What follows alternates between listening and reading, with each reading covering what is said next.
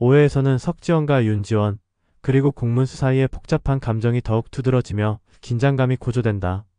석지원은 윤지원을 향한 질투심을 감추지 못하고 윤지원은 그와의 관계에 대한 복잡한 감정으로 잠을 이루지 못한다. 재수없어. 잘난 척은이라고 중얼거리지만 석지원의 모습이 계속 머릿속에서 떠오른다. 다음날 석지원은 짐을 싸서 윤지원과 윤재호가 거주하는 사택에 도착한다. 관사에서 살겠다고 선언하자 윤지원은 놀란 표정을 지으며 반응한다. 석지원은 저 교생 선생님은 되고 나는 안 되냐? 라며 그녀의 말을 반박한다. 윤지원은 이보세요, 이사장님. 그쪽이랑 나는이라며 말을 잇지 못하자 석지원은 우린 18년 전 고작 3개월 그걸로 끝 아닙니까? 나한테 마음 같은 거 남아있는 거 아니면이라며 직설적으로 말한다. 윤지원은 미쳤냐? 고 흥분하며 반발하고 석지원은 그럼 좀 비켜라. 집이랑 학교가 먼 관계자 관사에 들어가게라고 하며 관사로 들어간다. 석지원은 공문수만 오는 줄 알고 방을 하나만 정리했다고 말하는데 한 명이 선점하면 나머지가 남는 방이다라며 2층으로 올라가려 했습니다. 그러나 결국 공문수에게 져서 청소가 되어 있지 않은 방을 얻게 되자 석지원은 불만을 토로한다. 윤지원은 할아버지 윤재호에게 진짜 쟤랑 같이 살자고? 따지고 보면 관사가 내 거다 상기시켜주려고? 라며 불편한 기분을 드러낸다. 윤재호는 저놈이 여기 들어온 이유 모르겠냐? 나 때문이다. 골프장 책임자가 저놈인 거다.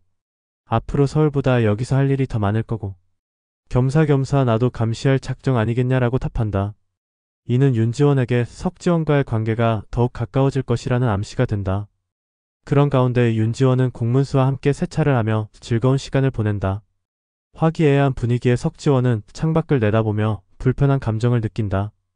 윤재호는 윤지원에게 우리 문수는 연애에 있어서 상대의 나이에는 아무 편견이 없는 거네. 7살 연상도? 라고 말하며 분위기를 띄운다.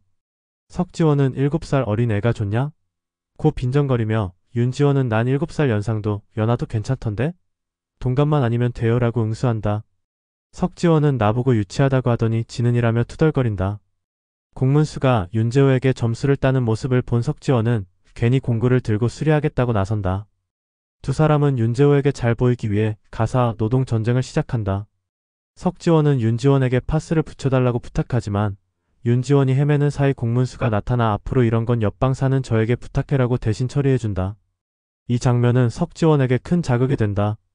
이렇게 오해에서는 석지원의 질투가 드러나고 윤지원과 공문수의 관계가 더욱 가까워지면서 석지원의 불안한 감정이 고조된다.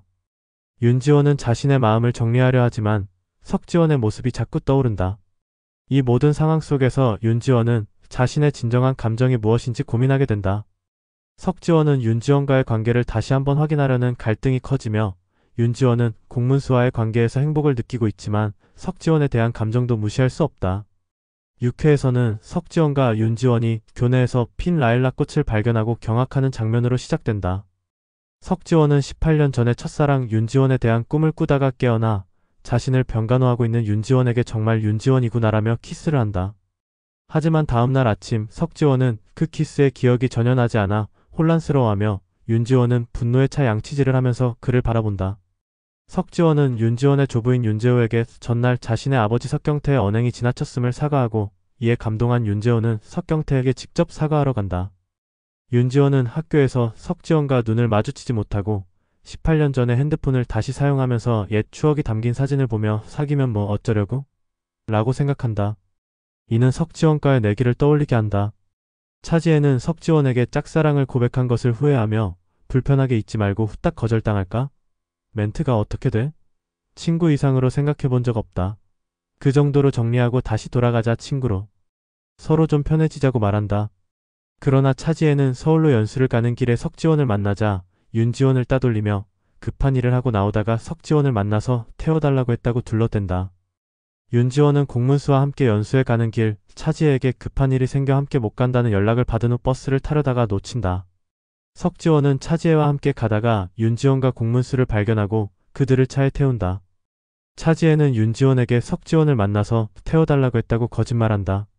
석지원은 연수가 끝난 후에도 윤지원에게 태워주겠다고 연락하겠다고 하지만 차지혜가 윤지원에게 걸려온 석지원의 전화를 먼저 보고 끊어버린다. 차지혜는 윤지원의 전화 전원을 끄고 들고 나와 서울 친구 집에서 자고 가겠다고 말하며 윤지원과의 연락을 차단한다. 석지원은 윤지원이 전화를 끊은 줄 알고 18년 전의 이별을 떠올리며 상심한다. 한편 공문수는 윤지원에게 지난 세월 매일샘을 떠올린 건 아니지만 다른 사람 안 만난 것도 아니고 잊고 산 세월이 길었지만 다시 본 순간 알았다. 오래 그리워하고 있었구나라며 좋아해요라고 고백한다. 그는 쌤 대답이 얼굴에 다 쓰여 있다. 좋은 사람이지만 남자로 느낀 적은 없다고라고 말하며 그래도 후회는 안 해요. 제 진심을 아셨으면 했으니까. 우리 어색해지게 없기라고 약속한다. 그러나 어색한 분위기를 느낀 공문수는 윤지원과 따로 귀가하기로 하고 윤지원은 다시 본 순간이라는 말에 석지원을 떠올리다가 핸드폰을 잃어버린 사실을 깨닫는다. 윤지원은 버스를 타고 귀가하던 중 넘어지고 석지원이 그 모습을 보고 부축하게 된다. 윤지원은 석지원에게 18년 만에 찾아와서 내기를 걸 때는 이유가 있는 것 아니냐? 나한테 왜 그랬냐? 술 취해서 아무 말이나 막 한 거냐?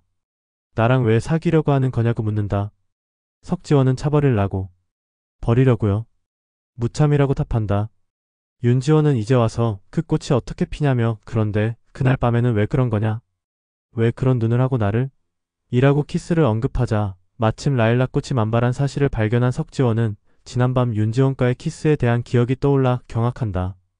윤지원도 라일락 꽃을 보고 경악하며 상황이 더욱 긴장감 있게 전개된다.